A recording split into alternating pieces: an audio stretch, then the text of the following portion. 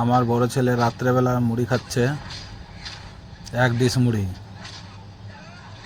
দেখেন কিভাবে খাচ্ছে।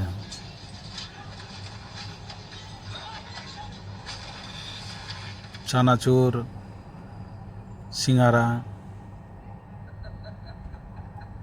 শসা সব মিক্সড করে তারপরে খাচ্ছে। বরং নিজের মনে কাজ করতে মদ খেয়েছে। বাতাসের পুরো হাতটা শরীরে আটার মতো লেগে থাকছে। ইনোটা খেলি?